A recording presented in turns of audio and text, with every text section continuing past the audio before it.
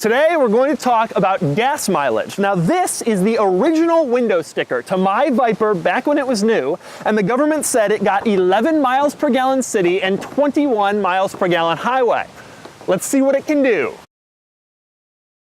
Now I know what you're thinking, this test is stupid. Nobody buys a Viper for fuel economy, but I mean, aren't you a little curious? This thing has an 8-liter V10 that takes up half the car. This has to be the most fuel inefficient sports car in 3 decades. So today I'm gonna do a little test. First, I'm gonna drive it around the city and see what kind of gas mileage it gets, and then I'm gonna bring it on the highway and hypermile it. Now for more of my thoughts on what it's like to hypermile a Dodge Viper, click the link below to check out my column on autotrader.com/oversteer. Right now, the tank is full and it's time to bring it out in the city. Remember, the government said it got 11 miles per gallon. And we come to a stop.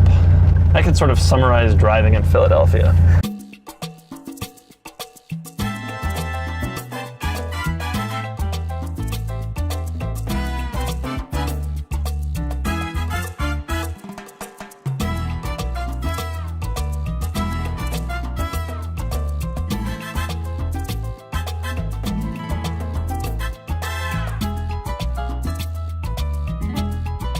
Green light. Let's do it. And we're slowing down.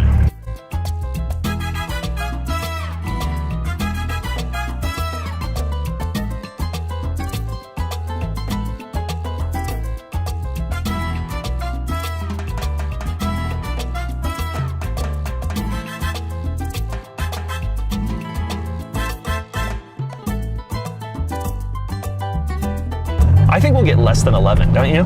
Yeah, definitely. There's no way, especially in this kind of city driving. This is the worst city driving. Yeah, absolutely.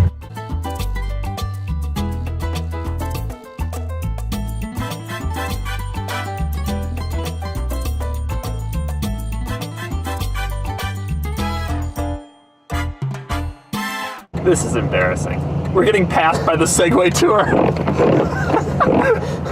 All right, moment of truth. We've been driving around the city now for the whole day, and we're gonna see what kind of gas mileage it got. By the way, while we're here, I should mention I switched out my license plate. I had this River Otter one, which was kind of cool, but I learned that Pennsylvania has a license plate for teen drivers. Someone told me that, and so you can imagine what happened next. All right, anyway, gas mileage.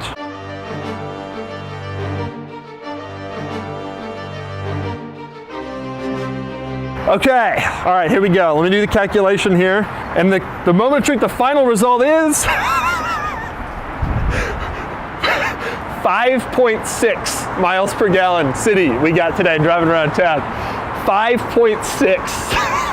Okay, so that wasn't so good. The Viper is not so good with gas mileage around town. But now, I'm gonna take it on the highway for a couple of hours and I'm gonna hypermile it to see what kind of gas mileage it could get under the best possible circumstances. Now remember, the government said it can get 21 miles per gallon highway. I am hoping with my excellent hypermiling skills to get 22, 25 would be a dream. Let's see what happens. All right, it's time to hypermile. We're on the highway on-ramp here, which is very distressing to me because I want to hypermile. Every minute we sit here getting 5.6 miles per gallon is another we're gonna have to get 40 once we're on the highway. What do you think we'll hit? So we were 5 below their EPA's estimate for city. I'd like to be above the highway one though.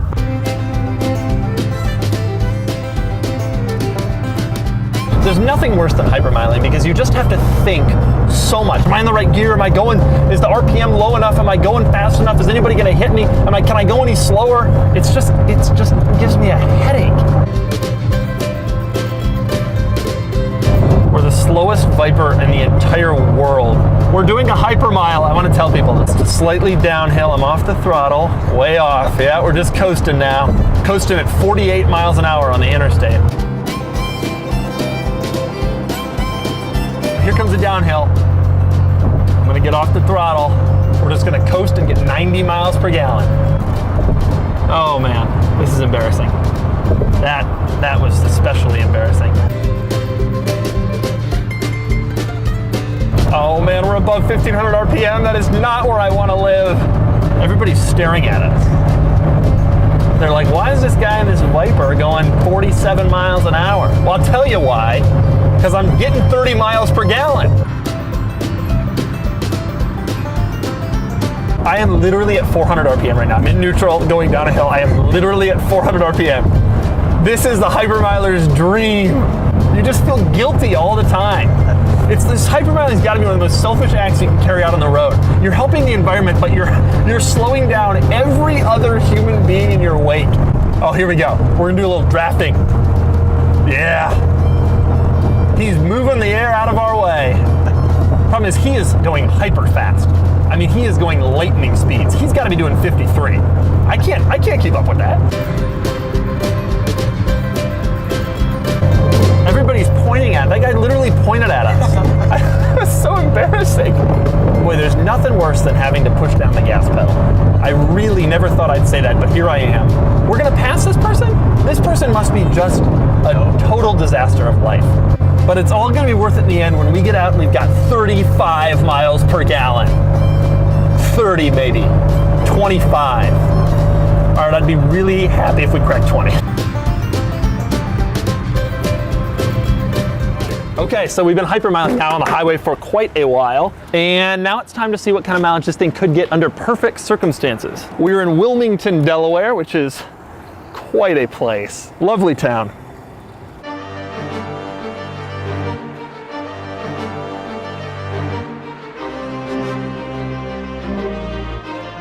All right, you ready? You ready to do the calc? All right, math time. And the number is, ooh, 18.7. That's as good as it's gonna get. I can't do any better than that. 18.7. Not as good as I was hoping. From this, I think we can draw 3 conclusions. Number 1, if you want good gas mileage, do not buy a Dodge Viper. Number 2, the government and its fuel economy ratings are quite optimistic.